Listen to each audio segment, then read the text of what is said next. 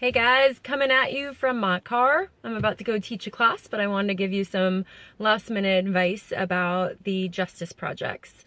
So those will be due week 11, and I wanted to remind you that you can choose a variety of mediums to display this project.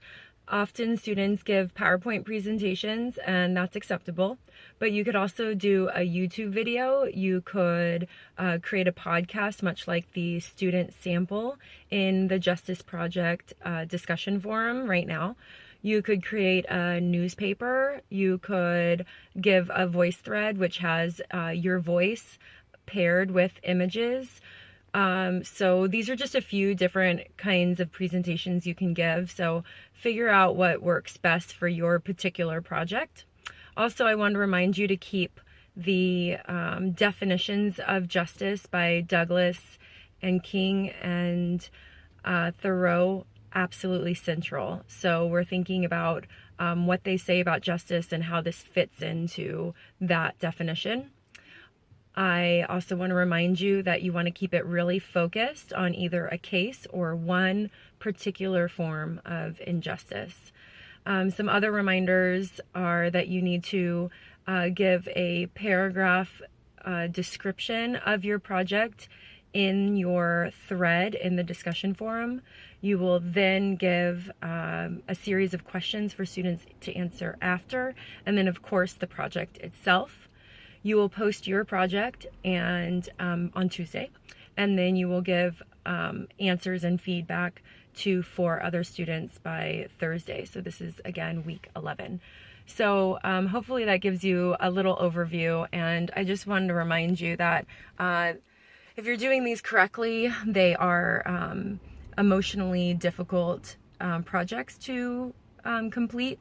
And as I posted in the announcement relating to Humans of New York and the president talking about the Rwandan genocide, you know, sometimes these injustices are so big, and what do we do? And in the Rwandan president's perspective, reconciliation was absolutely necessary rather than justice, because when 1 million people are slaughtered, justice isn't possible.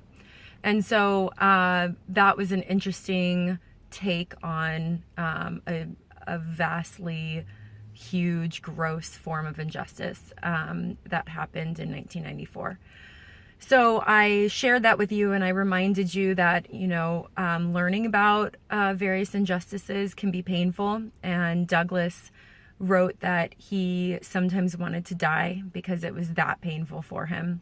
But he went on to really change the United States. And so if it hadn't been for Frederick Douglass, I feel sure that progress would have been slower. And so he helped the abolitionist movement and the suffrage movement progress much more quickly than it probably would have. So just keep that in mind, that sometimes learning about injustice is very painful, but it's also necessary for awareness that then creates action and change. So best wishes with these projects, and please stay in touch with me if you have any questions. Thanks.